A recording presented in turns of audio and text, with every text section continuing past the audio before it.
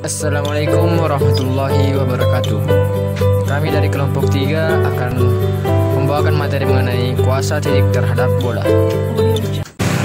Untuk kuasa titik terhadap bola yang akan menjadi pemateri Saudari Arwinda dan Saudari Catherine. Saya persilahkan. Assalamualaikum warahmatullahi wabarakatuh. Baiklah, di sini saya akan menjelaskan materi mengenai kuasa titik terhadap bola. Seperti apa sih itu kuasa titik terhadap bola? Bisa kita lihat pada ilustrasi gambar, yaitu dari titik P, X1, Y1, Z1 berada di luar bola B yang memiliki pusat M, A, B, dan C yang memiliki jari-jari R dapat dibuat sebarang garis potong yang seperti pada gambar PAB dan garis singgung PQ. Nah, jelas pada gambar. Kemudian yang kedua, secara geometrik, ternyata PA dikali dengan PB, nilainya adalah tetap atau sama dengan nilai PQ pangkat 2. Nah, nilai yang tetap inilah yang dinamakan kuasa P terhadap bola atau biasa dituliskan dengan KPB. Nah, kemudian materi selanjutnya akan dilanjutkan kepada rekan kelompok saya. Untuk mencari nilai kuasa P terhadap bola B dapat digunakan PQ kuadrat sama dengan PM kuadrat dikurang QM kuadrat, di mana panjang PM sama dengan X1 dikurang A ditambah Y1 dikurang B ditambah Z1 dikurang C, dan panjang QM sama dengan R, sehingga dari persamaan ini dapat diperoleh kuasa P terhadap M sama dengan PQ kuadrat sama dengan X1 dikurang A kuadrat ditambah Y1 dikurang B kuadrat ditambah Z1 dikurang C kuadrat dikurang R kuadrat. Nah, dari persamaan ini ternyata nilai dari persamaan bola pada ruas kiri sama dengan 0 pada ruas kanan. Nah, setelah koordinat P, X1, Y1, Z1 disubstitusikan, maka ada 3 kemungkinan yang terjadi.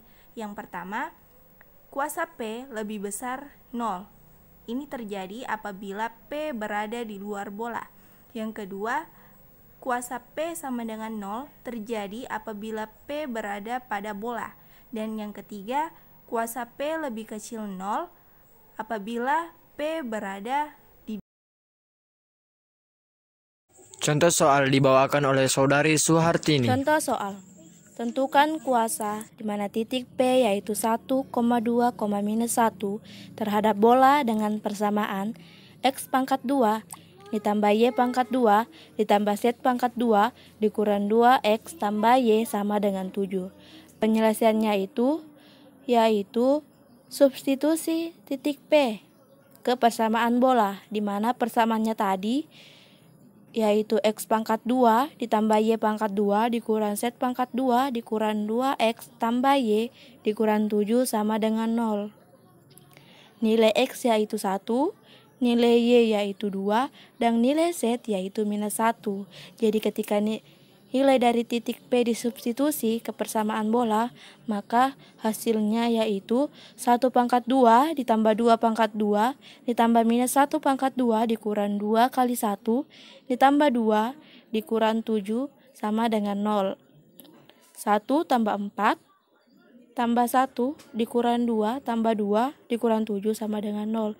Jadi hasil yang diperoleh dari nilai substitusi tadi yaitu -1, di mana -1 ini lebih kecil daripada 0. Jadi dapat disimpulkan karena nilai kuasa titik terhadap bola tersebut bernilai negatif atau nilai K lebih kecil daripada 0, maka titik P 1,2, -1 ini terletak di dalam bola. Materi bidang kuasa akan dibawakan oleh Saudari Siti Rahmah dan Saudari Nurfadillah. Materi selanjutnya yaitu bidang kuasa. Tempat kedudukan titik-titik yang mempunyai kuasa yang sama terhadap dua bola, B1 sama dengan 0 dan B2 sama dengan 0 disebut bidang kuasa dua bola. Misalkan dua bola tersebut mempunyai persamaan sebagai berikut.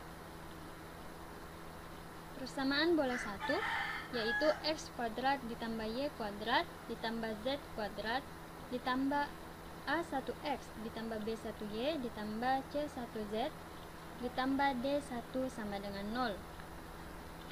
Persamaan bola kedua yaitu x kuadrat ditambah y kuadrat ditambah z kuadrat ditambah a2x ditambah b2y ditambah c2z ditambah d2 sama dengan 0.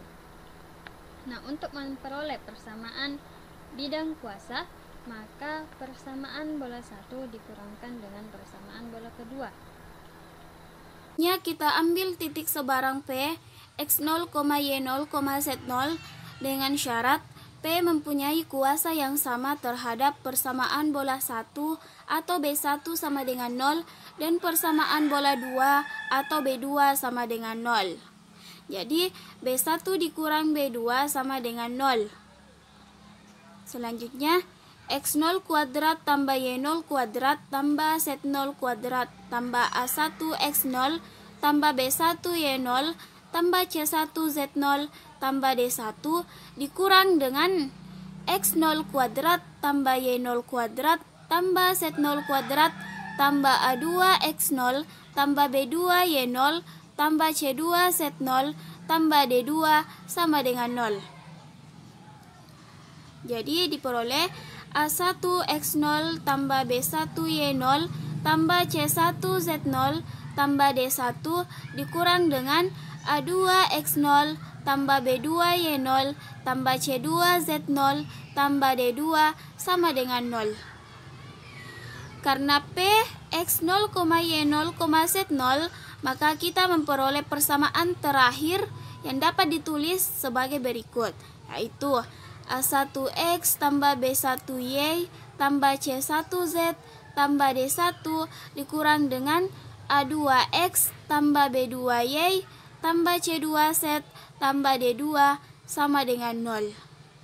Karena A1 dan A2 sama-sama memiliki variabel X dan B1 dan B2 sama-sama memiliki variabel Y dan C1 dan C2 sama-sama memiliki variabel Z, maka kita memperoleh persamaan A1 kurang A2 X ditambah B1 kurang B2 Y ditambah C1 kurang C2 Z ditambah D1 kurang D2 sama dengan 0.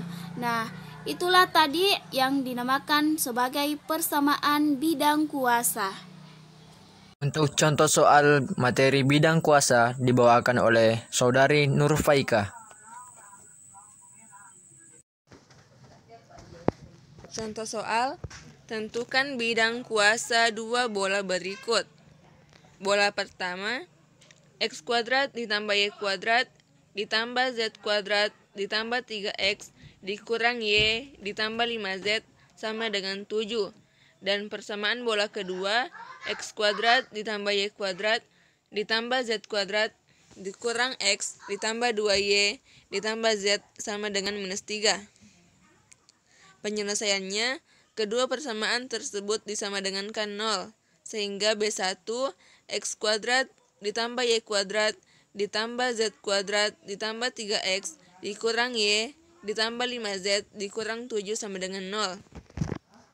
Persamaan bola kedua, x kuadrat ditambah y kuadrat ditambah z kuadrat dikurang x ditambah 2y ditambah z ditambah 3 sama dengan 0. Sehingga diperoleh B1 dikurang B2 sama dengan 0 atau persamaan pertama dikurangi persamaan kedua. Atau langsung saja substitusikan nilai A1, A2, B1, B2, C1, C2, D1, dan D2 ke dalam rumus untuk mendapatkan bidang kuasa. Sehingga diperoleh 3 dikurang -1x, -1 dikurang 2y, ditambah 5 dikurang 1z, ditambah -7 dikurang 3 sama dengan 0. Jadi nilai bidang kuasanya adalah 4x dikurang 3y ditambah 4z dikurang 10 sama dengan 0. Sekian dan terima kasih. Wassalamualaikum warahmatullahi wabarakatuh.